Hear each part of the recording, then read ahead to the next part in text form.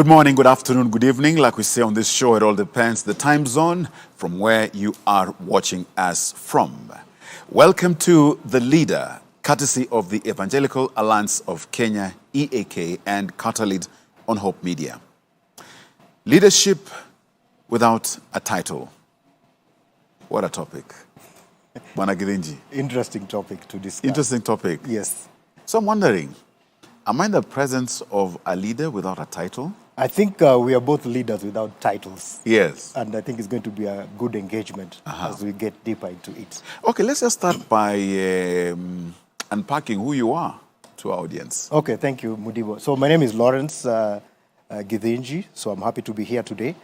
And I would say that I'm a married Kenyan to one wife and a father of 3 children. So I have a 24-year-old man, 20-year-old lady, and a 16-year-old young man. So all students, postgraduate, undergraduate, and high school. And I'm a Christian, born again. And in terms of career, I trained as an engineer, and I've worked across different sectors, but 3, let's say, main companies. So I worked for Davies and Shatliff, which is a water flow company. I worked for Atlas Copco, which is a Swedish company in the industrial sector, air compressors, generators. I call it airflow. And then I worked also for KONE, which is a Finnish company operating globally, which deals with elevators, escalators, which is called people flow. So I normally summarize myself saying that I am a water flow, airflow, and people flow person, and what's pending now is cash flow. That's into my pocket. Cash and flow. I'm passionate about leadership. I love that. Yes, yes. I love that. Now, in all these flows that you have, that you've been involved in, and seeking to have the cash flow, it'll come. It will come. Thank you. It will come. Amen. That's prophetic. What came to mind when you had the topic leadership without a title? Well, that was an interesting, let's say, topic. And what came to mind is, who is this leader without a title? Because I think mostly we've always thought that a leader is someone who has a particular position.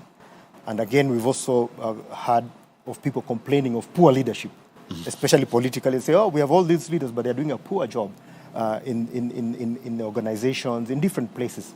But again, we've also seen people who do not have necessarily any kind of designation, role, but they are people who are influencing. They're motivating others. They have a cause, and they're able to encourage people to move together with them. So that is what came to mind, that we have these leaders who are there, but they may not necessarily have titles. And I believe that each and every person is a leader in some certain space, even though he may not have a title.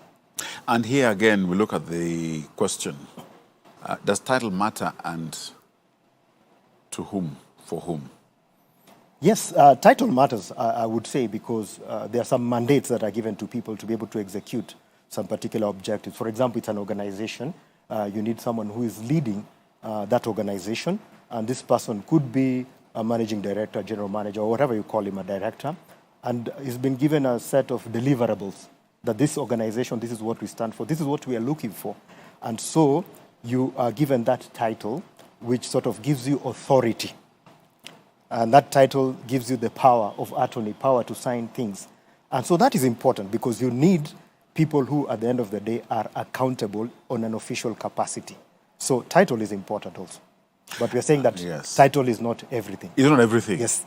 And I guess then it packages a portfolio of expectations. Yes. And when you aspire, when you apply into, and here I'm looking at whether you're appointed or anointed or kuangukia, you know, there could be just people looking for someone to lead. Yeah. And someone pushes you in front, or you offer yourself.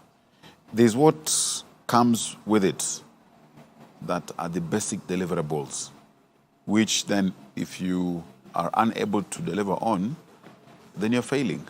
Yes. Well, I mean, certainly, I mean, when you look at leadership, there are so many attributes, you would say, or qualities of leadership. We could say there are tons of them.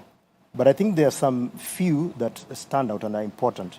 And if you find yourself in a position where you need to execute a particular mandate, then you need to know exactly what you should do. I think the first thing, you need to have a particular vision, a particular goal that you are aiming at. That's very, very important. That now that I'm the one who is here, I'm the one who is in charge. Now here we're talking in the context of you're on a certain role. You're not just now any person. There are expectations of you. Then you need to clearly understand what your vision is and get one if you don't have one. Very important. We've seen, for example, our neighbors, Tanzania, where the current president, Madam Suluhu, became president by virtue of the demise of her predecessor. So she found herself there. Maybe in her mind, she wasn't thinking that one day I'll automatically be in the State House, but there she was. And she had quickly set a vision. You should be able to inspire other people because you are dealing with people. So are these people going to follow me? Are they going to think that we are walking in the right direction? So those are two things. And then, of course, integrity. Very, very important that you need to be a person of integrity. Whether you are in a role that is given or you are just working out as a leader without a role. And I believe we'll be able to talk a little bit more about that because there are many other qualities about leaders without titles and leaders with titles that we can talk about.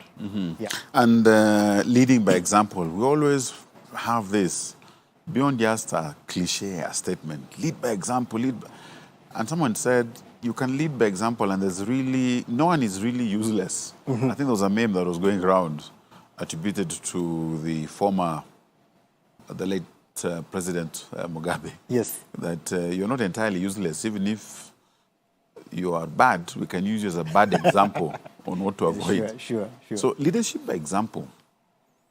Yes, I think that's an important one. And maybe to illustrate this, you can allow me to share a story. Yes, and please don't look for this story in the Bible. It's not one of the parables that were given by Jesus. Right. You'll not find it anywhere. But nevertheless, it's a story about Kenya. So once upon a time, in the plains around Lake Naivasha, there were a couple of animals. One of them was a duck called Zawadi. Zawadi liked to go and swim, to go and plunge in a swim at the lake in the mornings. So Zawadi would wake up in the morning and quack her way through the animal kingdom into the lake. And as she went, she called upon other animals to join her. Hey, come, join me. And she would go with her chest out. You know, the ducks always the chest are out. And the animals found it quite fascinating that this Zawadi was doing this every day. So they joined in. You know, within a short time, we had a lot of animals in the morning, all of them joining Zawadi into the lake, and they would take a plunge, and they would all be happy and then go back. Then one evening, an owl was perched on a tree. The owl is called Zero. So Zero saw Zawadi coming and called, Zawadi, I need to ask you something. Now, Zero was an old, experienced, respected owl in the community, very wise. But he had a question. He asked Zawadi, what makes you lead all these people to the lake every morning? And Zawadi said, well, I've never thought of it that way. Actually, that was not my intention. But I think it's because I'm passionate about what I do. I'm convinced that what I'm doing is nice. I do it with a lot of joy. And I'm able to actually get other people to enjoy what I am doing.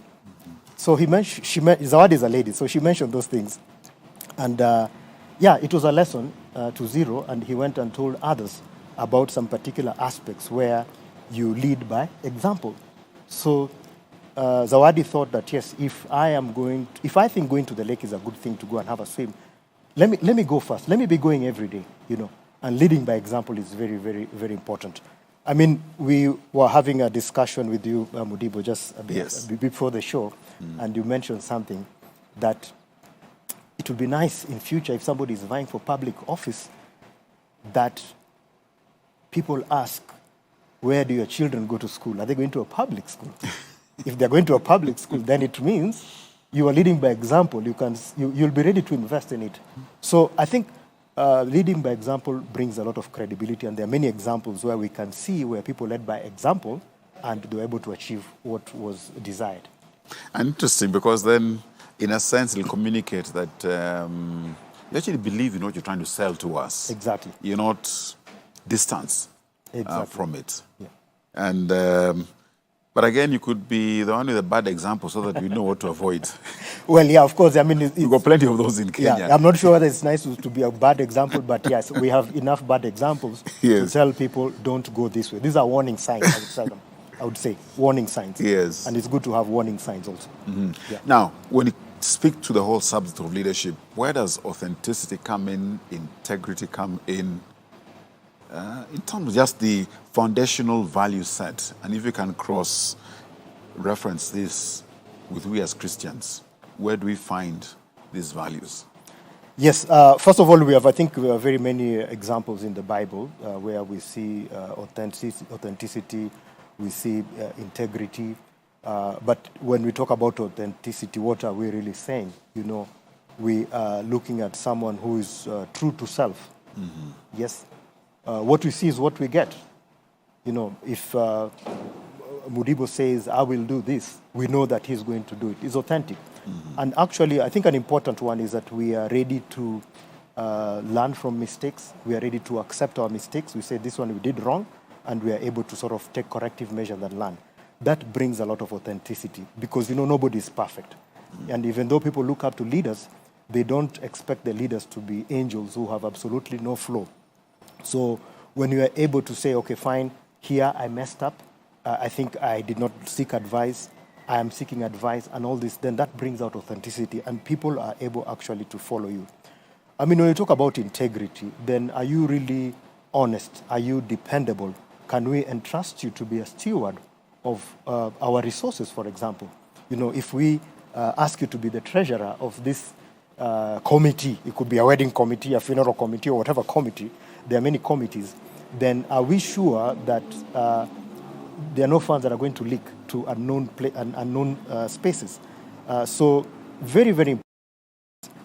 And actually, if you go to particular groups of people, even if it's a family setup, and they are organizing something, you will find that they will maybe pinpoint someone and say, this person is the one we want to be the treasurer. Or this is the one we want to take care of the operations and make sure that everything is done. Why? Because there are these aspects that have already come out and they see them. And so these are very, very important qualities to have in any kind of setup. And actually, even within the criminal world, I've not been part of that criminal world, but from what I have seen, even in the mafia movies and all this, is that they want loyalty, trust, they want you to be authentic. They want you to have good values, even in that wrong thing that they are doing. So these are very, very strong values to have everywhere. Don't betray them. You betray them and you're done. So these are very, very strong and important values to have everywhere, I would say. Now, if we looked at Lawrence as you journeyed through life to where you are in the present, are you able to share some instances where you had leadership opportunities to exercise or be involved in, how you got to them, and what was your experience like? Yeah, so let me say that leadership for me, first of all, started from very early. When I was in school, and I was asked to be a house captain in a boarding school. Mm-hmm. And I took up that role. I didn't know much about leadership, but then I took up that role and I was able to execute it well. But I remember one time when there was a Form 1 selection and the school had, let's say, over-enrolled the number of students. Mm. And so as a house captain, or rather house captains, we were told that we have more students than the number of beds. And these are Form 1 students. So what we're going to do is that we will ask the Form 1, some of them, to share beds. As a house captain, I thought that is not correct. These students have paid fees, just like me, so nobody should share beds.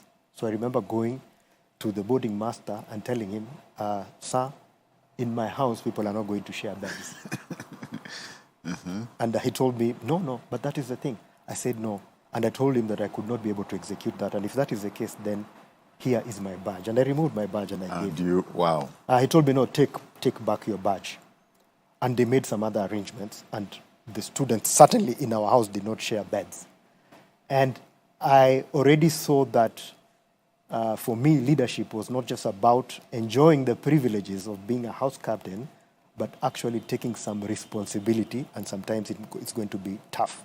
And so that, I think, launched me into the next phases of leadership that I took. So in the university, I became a born-again Christian at the university, and I was asked to be chairman of our class, Christian union. They call me chairman, some of them up to now. And then I found myself in different roles. When I got into church also, I was nominated or appointed as a youth leader when there was a leadership wrangle. And I think we are very political here in Kenya. Yes. It was just a normal church setup, and there was a leadership wrangle, and the leaders went in together with one of the pastors.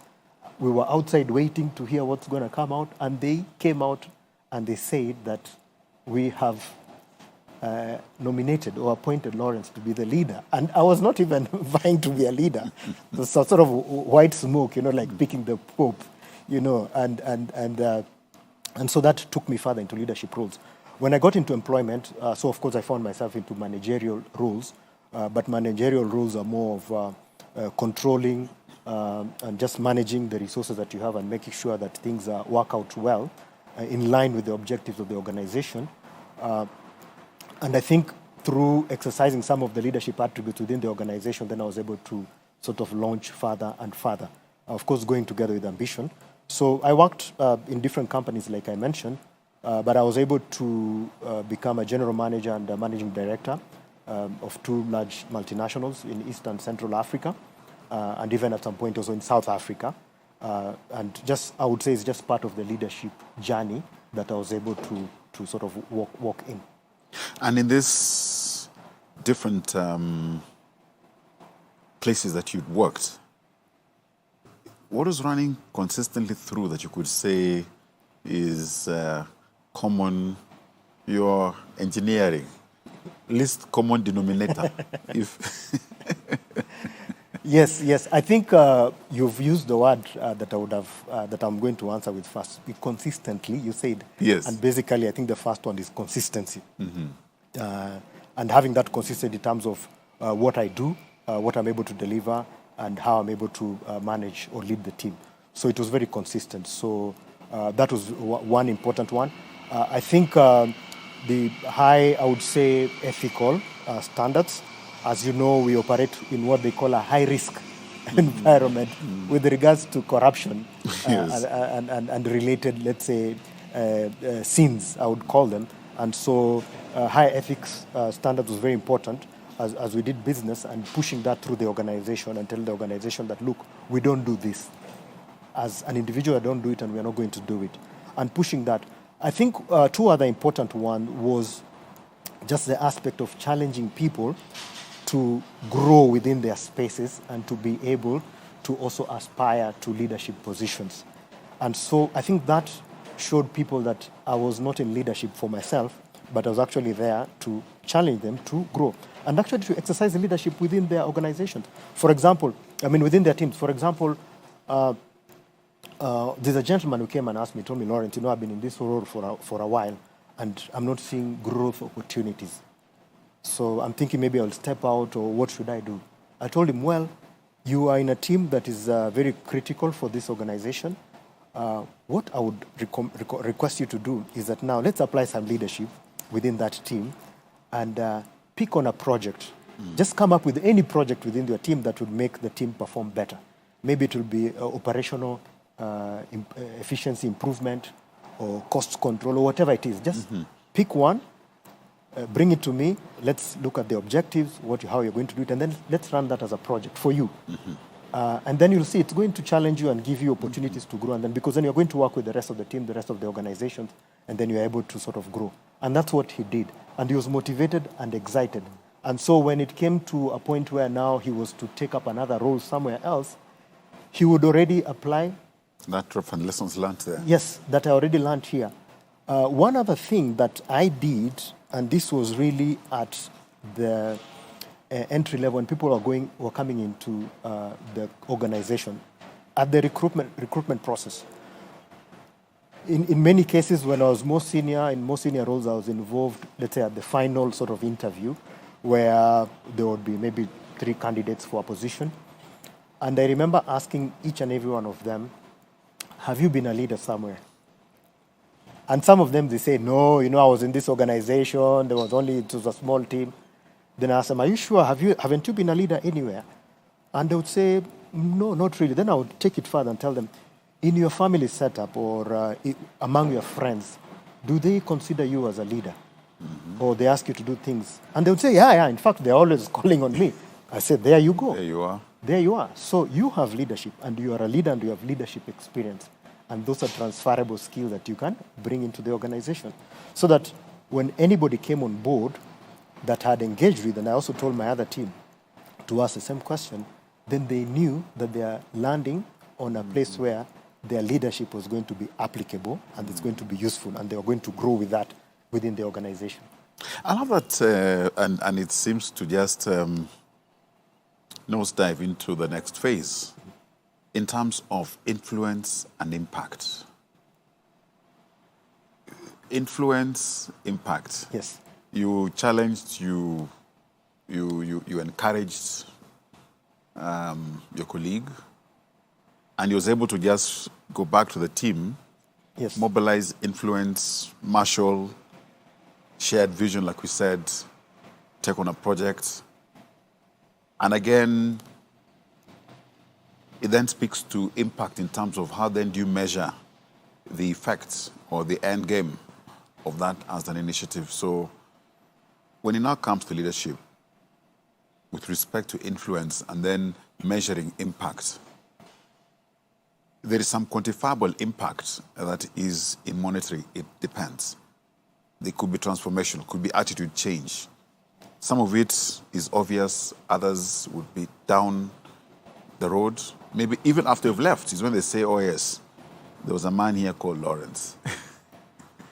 Yes. Influence is a very important aspect of leadership. And actually, it is one of the definitions to say who is a good leader or who is a leader. A leader is someone who's able to influence. But then what do you need to do to grow that influence? Because influence is something that can be grown. Mm-hmm. It's not something that you say that I was born with I was born influential. Yeah, but it's an area that can be developed, let me say. Mm-hmm. And there are some aspects that are very important to be able to develop this influence. One is to have passion. So there's something that you have passion for. You are passionate about organizing teams. You are passionate about, Mr. Mudibo, preparing people for board meetings or board papers. Yeah. You are passionate about a particular cause to do with community and all that. So you need to have a passion, number one, or even within the team. You have the passion, of course, which ties together with the purpose. So you have a purpose, you have a passion, very, very important. But then you are able to lead by example, which we talked about earlier, because then that sort of helps to build trust and credibility. So those are important aspects. And then I think one very important one is that you are not selfish. So I'm influencing people to move in a particular direction to get a particular objective, and that is not to reward me individually. Yes, I may be rewarded, but we are all beneficiaries. And when people see that that is, whatever is being done is for them, it's going to benefit them, then you are able to, pull people together. One other aspect which people talk about a lot, in order to be able to sort of influence people, is to have a network. Mm-hmm. But I would take it further and say presence. Mm-hmm. I need to have a presence. So that presence in the midst of other people, so I'm part of the network. And the presence could be directly or indirectly. And then also the things that I'm passionate about, that I believe in, then I'm able also to spread them out. So I'm able also to extend my presence from a direct presence to an indirect presence. For example, this is one area where we are influencing in this particular show. We are not meeting people physically, but we are taking messages to the people there which are going to influence them one way or another. And leading through service, because servant leadership comes in, must you always only be the one who's pointing, telling, you go, you do, you come, I'm here, I'm waiting? So how do you build in or nurture that culture, as it were, or signature of you as a leader that indeed in leadership, that's where you're at, but you're actually effective through service? Yes, and that's an important aspect when we talk about leadership from, let's say, the Christian perspective. And this should be basically everywhere, but from the Christian perspective, it comes out strongly. Because also Jesus talked about this in Matthew, should be 10:45. You know, that whoever wants to be great, he must also be, at least, be able to serve. So it's basically servant leadership, meaning that I'm offering myself to be able to take up this role on behalf of other people and for a common good, for a common cause for everybody. To serve. I'm here to serve you. We see it in statements that are written, even in political leadership, that I'm your servant. But I'm your servant, but I'm the one who is enjoying all the privileges and perks, and you have to pay for them. Yes. So it's not that kind of servant leadership. It is something else where, as they say in the Bible, that I'm coming here with the mindset of serving. I would just like to say, maybe to add at this point, I have a forum which we started together sometime about 3 years ago. It's called the Men's Book Breakfast, with some particular objectives. And this was from, let's say, a networking point of view, mentorship, networking. But more important, I think the most important objective was to challenge men to take up their roles in society, starting with the family. Now, it's like a book club, but I call it a book club plus. So we read books that address this objective that I've said.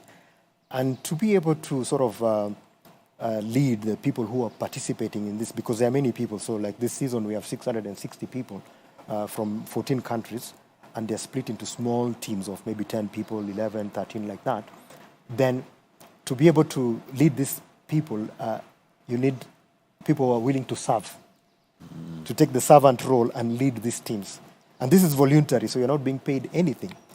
So these are servant leaders who said, you know what, I'm going to spend, to give 1 hour every weekend for 5 weekends to lead this group of people who come from different sectors. And I'm not going to be paid anything. I'm doing it because I think there's a very strong cause here that I want to be part of. And they do that. So servant leadership, very important. And actually servant leadership, I would say, is what is more impactful, I would say, than any other kind of leadership. Yeah, because this is a type of leadership that I would say is also contagious, because you challenge other people also to be able to take up roles and to be able to serve as you serve. And we've seen Mother Teresa and other people that we can mention who offered servant leadership. Adaptability. Yes. You're a leader, but are you malleable? And even if you are, to what extent? Because sometimes even we who are led, we want to have a leader who we know, yes, we look up to Lawrence and we say he's unshaken, we can count on him, he's strong, but where you are, maybe you also have the attitude of it's my way or the highway. So to what extent are you malleable? And if you could also in the same breath speak to accountability, to whom are we accountable? Yes, I think that's also another very important aspect that you bring about adaptability, malleability, and being able to change. There are some things where you don't need to be adaptable. There's some things where you just have to stand firm, especially when it comes to values to do with ethics, integrity. Those are non-negotiable. So those are not areas you say, okay, now I'm being adaptable. Irreducible minimums, that's the right word. Yeah, those ones, please, no change on that. In fact, I remember one time when I was early in my career and I was supervising some technical teams, and I would authorize some allowances for them, lunch allowance. And they would come and tell me, but this place you're going is a bit far, and please increase the allowance.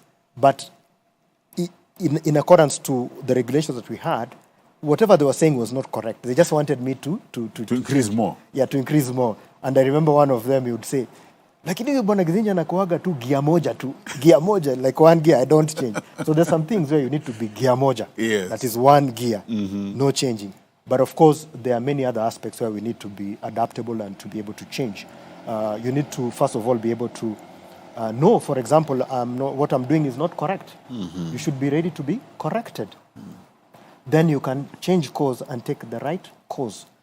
The business environment is changing. You know, we had the COVID menace, we had a high transport and logistic costs the other time. We've had hyperinflation in some countries, and also inflation globally, you know, in the last 1 year. And so all these things cause for someone to be able to change and adapt. And some aspects of change may not be, let's say, these big macroeconomic things, but it could be things to do with you as a person. So I give a personal example. One time, I was having a meeting together with my management team and one of our partners from a different country. So they had come to Kenya. And in that meeting, I was very, very tough to the partners. Very, very tough. And I was saying, no, you're not doing this. You need to do A, B, and C. You have been promising and all that. And, you know, all these kind of things, you know, trying to be that tough manager, I would call it. And the other party was led by a senior person from that organization. And he was there with the rest of the team. And when we finished the meeting, one of my colleagues, who was part of my leadership team, he came and told me, Lawrence, how you handle that matter was not nice, because it may have appeared like there was a lot of, let's say, a lack of respect. You did not respect the other person's seniority because he was there with his team. You should have been sensitive to that. So this is what the gentleman told me, my team member. So I listened to that and actually thought he was right. So later that evening, I called that other gentleman, the head of the other team. I called him on the phone. I told him, Mr. So-and-so, I'm really, really sorry. I came out as not respectful, disrespectful. I'm really, really sorry about it. That was not the intention, etc., etc. And he was very happy. He laughed and he said, Lawrence, you are learning. That's what he told me. You're learning. And so we need to learn. Adaptability is about learning. Yeah. And being able to receive feedback. Correct. And having a setup that you're also approachable. Yes. Because sometimes in leadership, Kenya, we're in this space as any other country. Where we sit or where we are, you begin wondering, does Lawrence have good advisors? Or even if he has advisors, does he even listen to them? Or they may be good, but he has such a ring and wall around him that he's unapproachable to receive advice and make informed decisions. At the end of the day, the buck stops with the leader. Yes, that's correct. So if you've got a good setup, a good team, and you also are malleable, accountable, and everything, then we all win. That's correct. Then we all win. Yeah, yeah. Are there instances when you would have felt this fellow came, but he was testing my authority or what is driving him? Ama ananikata miguu, as we say in Kenya. Well, I mean, I have such examples, and what you say about accountability and having people around you is very, very crucial in leadership. I must stress on that there are people that you can talk to, people who can hold you accountable, who can challenge you, and they may not be necessarily be within your organization, but people who are out there, like advisors that you can talk to and tell them, I'm in this fix, or what should I have done? Very, very important to do that. Certainly, there are people who will come and test your intentions and test you. I've experienced that. One time we were running a project. It was a global project, and I'd formed a team. And one of the respected people within that organization, while we were in that meeting where we are sort of launching the project, he said, "No, I don't think this is going to work. It will not work." He just decided. Yeah, no, it will not work. And this is a very strong design engineer, you know. And he said, "No, it won't work." And I thought we are supposed, first of all, to come to that conclusion following the right steps. And so I was a little bit firm in that meeting. And this was a mindset within a process, not at the end. Yes. Yeah. So I had to be a bit firm, and I said, let's follow the process. And then if we come to that conclusion, well and good. Well and good. And so I had to put my foot down. And later on, this gentleman came and told me, yeah, Lawrence, actually what you said is right. So what exactly do you want me to do? And we're able to follow through the steps. So you will be tested one way or another if you're a leader. Indeed. And biblical foundation of leadership. What other examples do you come to mind when you look at leaders in the Bible who initially may not necessarily have had the titles, as it were, but they had leadership qualities identified and they led. And again, it's not necessarily from age. We had those who were young, different gender, those who came into leadership down the road, advanced in years, but again, all this time to God, who is the author and perfecter of our time and faith. Yeah, I think we have several examples, but one I can give is of Joseph, who in very difficult circumstances was able to exert leadership, right from just him being able to, first of all, share his dream with the others. Mm-hmm. You have a dream, a leader should be able to share his dream. Yes. Yeah, people may not like the dream, but at least you are sharing the dream. Sharing the dream. He was able to share his dream, which of course landed him into trouble. Mm-hmm. And it is those dreams that he shared that eventually led him into leadership, because now he's able to interpret dreams. He shared, interpreted dreams in prison, and he was able to become, one of Pharaoh's, let's say, big people in Egypt, and was able actually to use wisdom now to get the people from his side to come and settle in the Goshen area where there were herders and herding livestock, and they were able to take charge of that area, and they were able to grow. So Joseph is a very, very good example, and I think it's a good case study to read about leadership. Of course, he wasn't thinking that I'm now preparing for leadership. Mm-hmm. No, he was just living his life, but being aligned to his dream, his purpose. But also we saw that he had very, very good values. With the case of Potiphar's wife, mm-hmm. he would have easily taken a shortcut, into leadership. But he said, no, he cannot do this. So he had some very high moral standards. Yeah, we see ethical standards too. And we see also the willingness to serve. He was able to serve his people. He was able to serve the Egyptians. He was able to serve the people in prison. He was able to serve. And actually, he rose because he was working very, very well. So Joseph, for me, is a fantastic example of a leader in the Bible. Look at David. David, when he was out there with the sheep. Yes. So even in the food chain hierarchy, he had no title. Well, his title was Anachunga Kondo. But the leadership was his. Yes, and I mean, we talk about King David, but when you look at how he started off, yes, is exactly what you're saying. And we see a lot of, let's say, strong leadership attributes in David. And I think he's one of the, people who say that he was a man after God's own heart. Mm-hmm. Yeah? Who else gets such a title? A man after God's own heart. Yes, so we have a lot of, let's say, examples in the Bible. And I think it's a challenge for us also to spend time to read the Bible. That's right. Even if it's just for the purpose of growing our leadership. Take time, read the Bible, and just go through it and pick out what are the leadership attributes that I've seen in different people in the Bible. I give a good example of a leader who had no title in the Bible. And maybe many people don't know him. He's called Shamgar. Shamgar lived during the time of the judges. He even became a judge himself. He was a farmer. He was plowing with ox.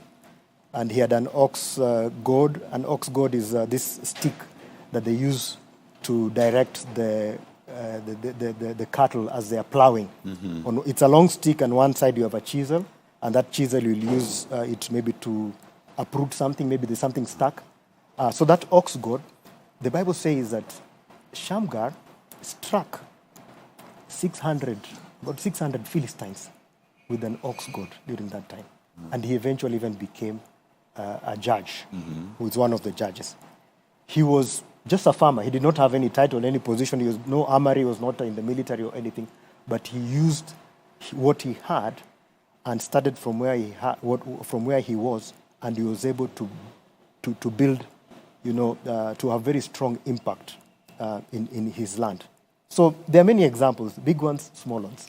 Now, the audience that you have could be in a family setting, could be in a school community setting, could be in the workplace, could be in the political space. What message do you have for those various settings, for the leaders who may not have titles the way we know titles? And is it a sense of actualization when you get to a point where you are there? Yes, it is. The title could be stated or not stated, but you're effective. Well, I think that's a good question, as I say. And last week, in a school WhatsApp group, there were discussions about upcoming board positions. And people were throwing names here and there, and they threw big names, small names, and all that. Small names in the sense of not having titles. And I remember one person said, hey, by the way, we need to have a mix. There are people who don't have such titles as MD or GM, but they are good leaders. We need to have them. Let's have them on board so that we can have a good mix. And so this, and then that started up a discussion in the group, and people actually, everybody supported it. There's nobody who said, no, that's not a good idea. So what this shows is that we can act, we can bring out the leadership attributes and skills and actions wherever we are. So we are all called to be leaders in our spaces, and let us not wait for other leaders to come and take charge. Let's take charge from where we are and be able to implement what we're able to implement. And let's not be carried away by titles. I need to be called Mr. So-and-so, Dr. So-and-so, Reverend so-and-so, and all this. I mean, of course, they're given out of respect, but let's not think that if we don't have titles, then we cannot do anything. There's a lot that we can contribute to society. And that speaks to the succession planning. Yes. Appointed, elected, anointed, or otherwise. Yes, that's correct. So like we are about to end the show, the 3 flows you spoke about were, which are the 2 that you already had? So there are 3 I have. So there was water flow. Water flow. Air flow. Air flow. People flow. People flow. And then the pending one. Pending one. Yeah, it's cash flow. Cash flow. Into my pockets in this case, or in society's pockets. Wonderful, wonderful. Thank you, Lawrence. That has been a great discussion. Thank you for the insights, the examples that you've given. And let's do this again next time on The Leader, coming to you on Hope TV, courtesy of the Evangelical Alliance of Kenya. I'm Edmund Mudibo. Stay well, stay blessed.